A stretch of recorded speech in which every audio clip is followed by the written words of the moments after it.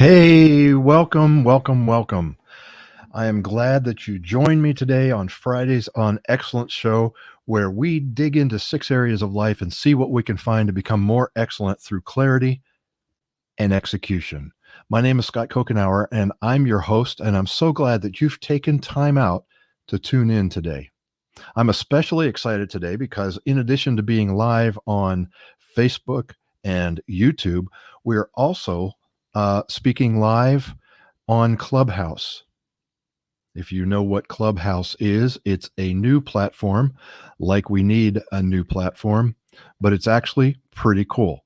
Anyway, search for Serving Strong and join the vocational excellence room that's going on right now if you're on Clubhouse. Those of you listening on as a podcast, although we're not live right now as you're listening, welcome to you as well. So let's dive right into our first segment of the show, 3 coaching questions. All right. Our first coaching question is, what was it about your best job that made it so good? What was it about your best job ever that made it so good? Question number 2, what would you do even if you didn't get paid to do it? What would you do even if you didn't get paid to do it? And question number 3, what needs to change right now for your employment, your current employment, to improve? Those 3 questions are, as you can tell, we are talking about vocational excellence. And, our vocation has changed dramatically in the last year or so. This time last year, at the beginning of February, we really had no idea what we were going to be facing. But those 3 questions, the power is in how you keep them in front of mind all week long. So between now and next Friday, I encourage you to write down 1 or 2 or all 3 of these questions and keep them visible. If you're doing Zoom meetings all week, stick a Post-it note on your screen and have these questions in front of you, because it's not so much how you answer right away, it's how you reflect on them all through the week. And do this every day. After all, it all comes down to the walk. Always comes down to the walk. All right. Let's get into segment number 2 of our show, 2 pillars of excellence. Our first pillar is the acronym 3P80. 3P80. Those of you who have coached with me, you know what this 3P80 thing is. If you've never heard it before, we're going to talk about it right now. That's the first pillar. What we're talking about basically is you as an employee. So if you're listening to this broadcast and you are currently employed by someone else, you are working for someone else, here is some help or some insight that might help you. I know it's helped me. So you'll see on this outline, and I'll put, for those of you in the podcast listening in, I will put the link to this site in the show notes, in the description, so that you can see what we're talking about. But what we're doing is we're opening up what I use is Workflowy, and we are seeing a Workflowy file open up. And so we're talking about 3P80. What is 3P80? All right. Well, it means 80% of your working hours aligned with your 3Ps. Spending 80% of your working hours aligned in what are your 3Ps. So what do we mean by 80%? Well, let's open that up. Let's say you work 8 hours a day. 80% of an 8-hour day will be 6.4 hours. leaving 1.6 hours that you don't have to have aligned. Now, why are we using 80? Why aren't we using 100%? Well, because every job has its moments, right? Every job has those things that you have to do, and there's no way around it. What I'm encouraging you to do is to align what you do 80% of the time with your three P's. All right. So let's talk about those. Open that up. What are the three P's? Well, they are passion, personality, and proficiency. Those are your three P's. The first one, we'll talk about passion. What is passion? Well, a lot has been written about passion. A lot has been said about passion. Generally speaking, what my definition of passion is, it's something you care deeply about.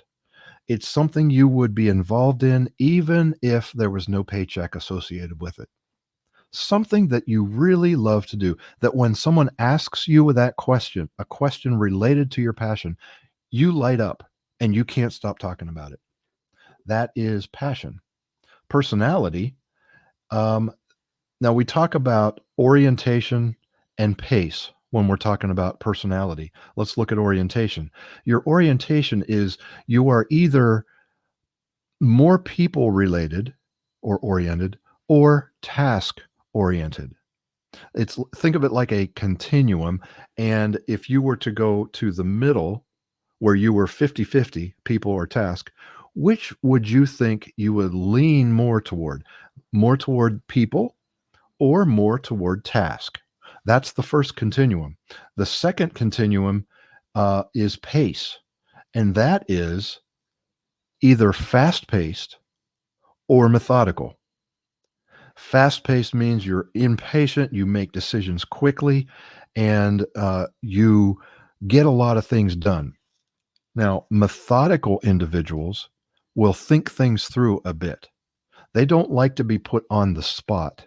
They like to mull things over. They are more inclined to do the three questions and keep them with them than the fast-paced who just want to have the answer to the questions and move on. So those are your two continuums, the orientation and pace. People task is one orientation, and then fast methodical. Now, what does this mean to the personality types? All right. Well, there are four. Generally, there are four. The first is fast paced people. Fast paced people. See how we're doing people and fast. These are your outgoing, fun loving, enjoy the ride people.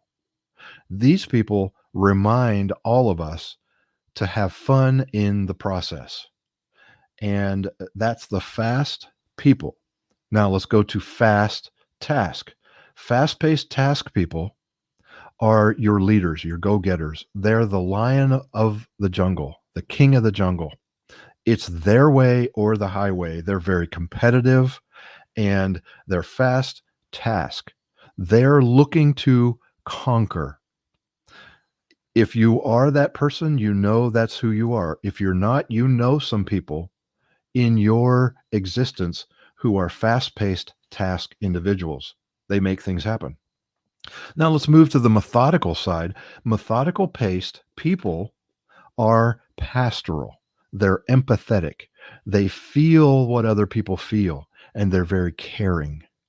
That's the methodical paced people person. And fourthly, the methodical paced task. This is the busy person. They are detailed. They are highly organized. So if I were putting a team together, I would say I would bring on an entrepreneur who is fast paced task. I would bring on an HR person who is very good at engaging with individuals. Then I would bring on someone who was methodical paced people who uh, developed the employees on my team. And finally, I would bring on a methodical paced task person to handle all of the administrative and financial issues and things that have to be done on a regular basis. If you have those 4 different personality types, you've got a tremendous team. Okay, so that is personality. Let me recap and let me also welcome you if you've just joined me. This is the Fridays on Excellence show where we dig into 6 areas of life and see how we can become more excellent.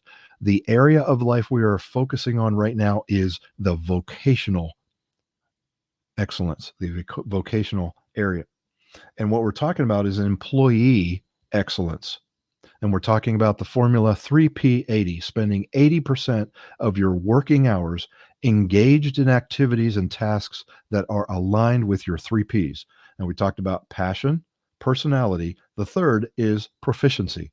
And basically, proficiency is something that you do that just simply comes natural.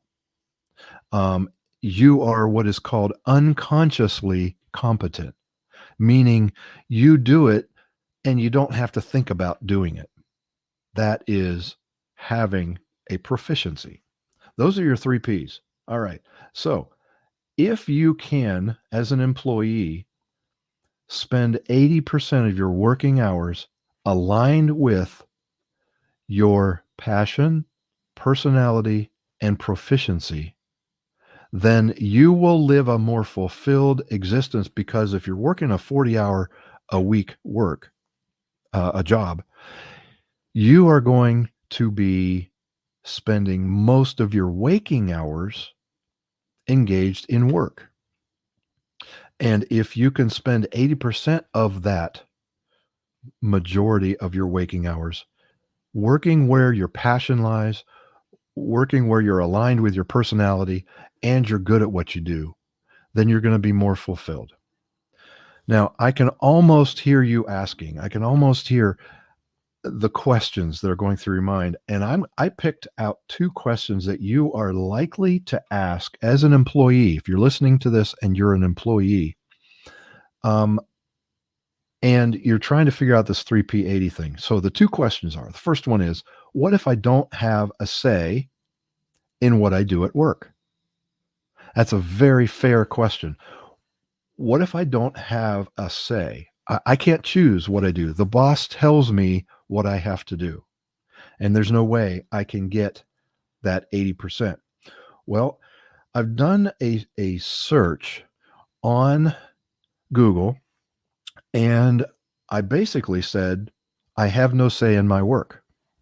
And you can see there's a link here that's going to take us to the Google search. That's when you don't have a choice about what you do at work. There are 3.93 billion results, and it took 7.77 seconds to get that result on the phrase, when you don't have a choice about what you do at work. So you look at the first page of results, and right off the top, personalexcellence.co. You always have a choice. Personal excellence. Pretty interesting. There's another one, mindfulambition.net. You don't have to do anything. You always have a choice. And then we start getting into business. Your mind is your business. It's never true that you don't, and then you move on to that result. You can see down through here, Psychology Today talks about you have no choice.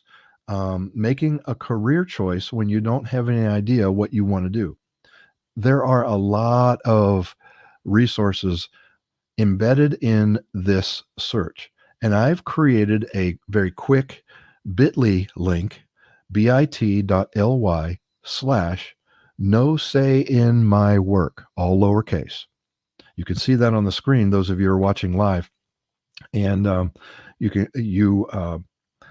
go to that, and it will take you to that very page of search results. Here's the thing. Around here, when we talk about excellence, we're talking about becoming the fullest expression of your unique God-given design. And that requires 2 general areas of topics. One is getting clarity. What is that design that you have been given by God that is unique to you? So clarity is the big thing. The second is execution. So you get clear and you execute. Execute breeds clarity. And so it's a cycle. You get clear, you execute, get more clear, you get clear. So when I say execution or action, there's always something we can do. There's always something we can do. And what I'm suggesting is that if you don't have a say in what you do at work to create a 3P80, you can do something about that. Look it up. Start out by researching on this link. Start reading, start immersing yourself into what you can do. The second question is, how do I talk to my boss about realignment? All right. Well, I've done the same thing, and it's a bit.ly link, bit.ly/boss I'm not happy, all lowercase. So let's click on that. So the phrase that I searched was, how do I talk to my boss about work I don't want? And we got 633 million hits in a fraction of a second. The first result is, how do I tell my boss I don't want to work in the office? Another one is, how to tell your boss you're not happy at work. How to tell your boss when you're underperforming. How to talk to your boss when you're underperforming. How to effectively talk to your boss, 25 do's and don'ts. So again, here is something you can do. We started out by, how can I be vocationally excellent as an employee? And my suggestion is, try to move toward that 3P80, spending 80% of your working hours engaged in what is aligned with your passion, personality, and proficiency. And if you don't have a say in your work, there's something you can do. If you don't know how to talk to your boss about realigning what you do, there's something you can do. That is enough about the first pillar, which is vocational excellence as an employee. Let's move to pillar number 2. That has to do with, if you are a leader. If you're a leader, you can work on vocational excellence as well. And what we use is the acronym MOGE, M-O-G-E. Let's look at those 4. MOGE stands for what must be done, that only you can do, that you're good at, that you enjoy. MOGE, must, only, good, enjoy. Now, what we're talking about is, every organization is a pile of actions. No matter what industry you're in, where you're located in the world, how big you are, how many divisions you have, one thing that every organization has, even down to a solopreneur, is that they are a collection of actions. And those actions are triggered by milestones, due dates, or events. Now, that's a whole different episode that we would have to uncover or unpack. But basically, everybody in your organization comes to work and does certain tasks. And you're no different as a leader, as the entrepreneur, as the founder, as the CEO, or leader of a team. There are things that you do. What I'm asking you to do is run everything you do through this filter of MOGE. Take a task and ask yourself, is this what must be done? That's the first criteria. Now, we talked about organizations equal a pile of actions. Not all actions are mission critical to the organization. There are things that must be done that if they're not done, you will fail. So get yourself engaged as the leader in those things that must be done, the mission critical things. The second criteria is that only you can do. Not everything can be delegated. Of course, not everything can be accomplished either. You've been given a package of time and energy every morning, and there's only so much time and energy that you can give in any one given day. and rhythm is very important. But not everything can be delegated. You need to look at all of your activities and ask yourself, am I the only one that can do this job or this task? The third criteria is tasks that you're good at, those things that come naturally. Like we said with the employee in 3P80, what is it that you are unconsciously competent at doing?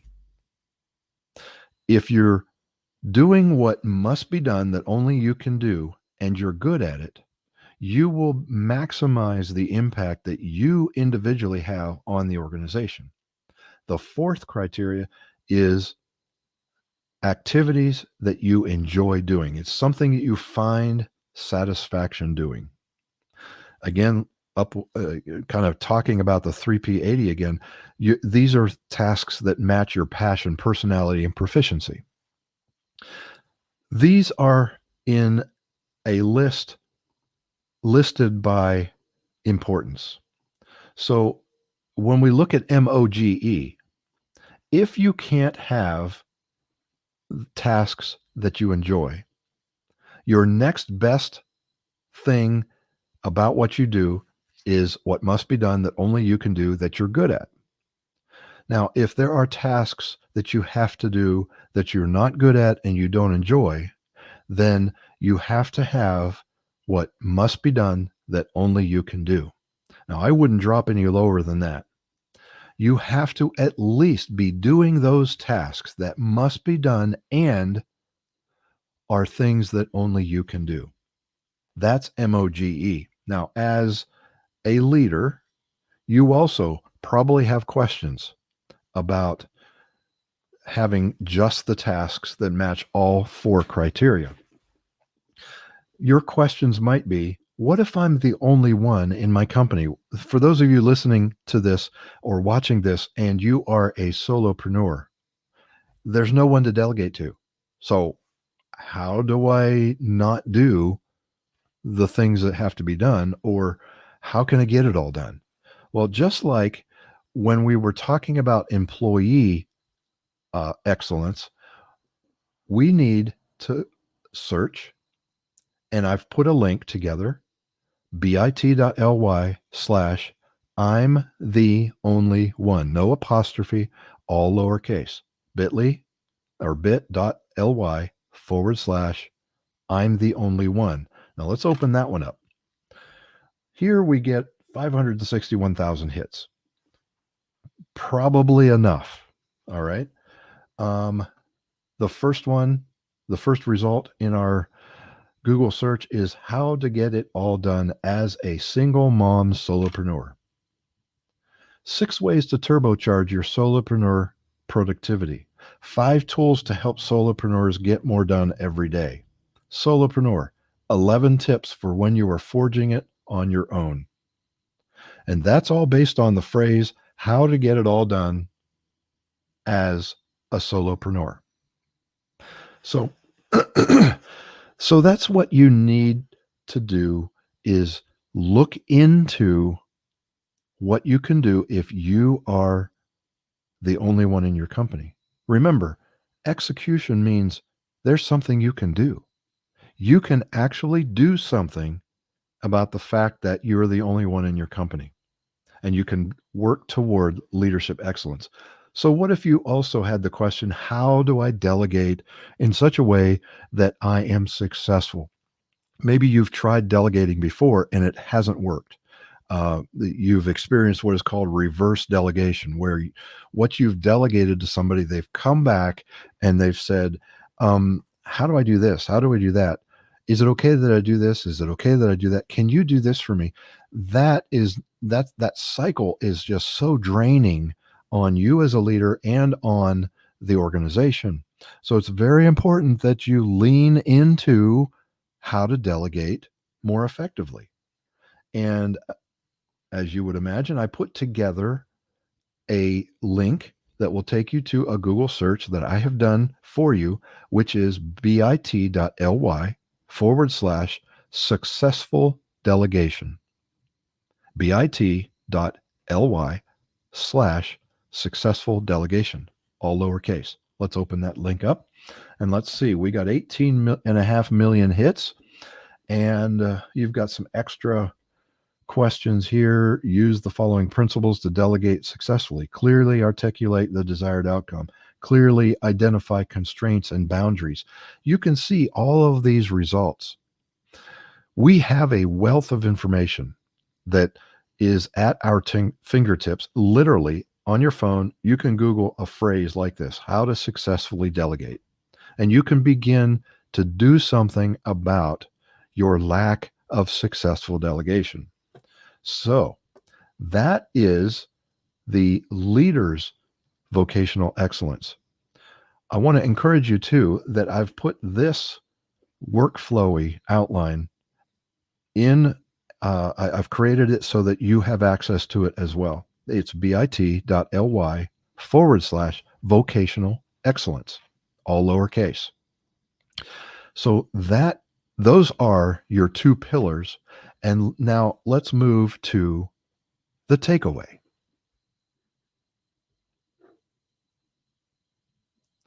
Okay, your takeaway is simply download the vocational excellence sheet. It is a sheet that I've created based on the outline. And I'm going to show you here. You go to servingstrong.com. You head over to resources and slide down to Friday live show. And you scroll down to the downloads section. And it's right here. It's vocational excellence. I will put a link in the show description for those of you listening on podcast. And when you click on that, it'll open up in another page the outline of what we were talking about today. Everything that we've talked about today is on this outline. Even the links, they're hyperlinks. They take you to those Google searches that we talked about. That is your takeaway. So I hope this has been very helpful to you. It has been very helpful to me. I am working on my own vocational excellence. I happen to be a solopreneur, so I'm figuring out how I get it all done. And I'll tell you, if you're a solopreneur and you've got a lot of stuff to do and you don't know how to keep up, maybe you've spent a lot of time marketing and now you're getting clients and now you're trying to figure out how do I market and serve my clients. I don't want to let either ball drop.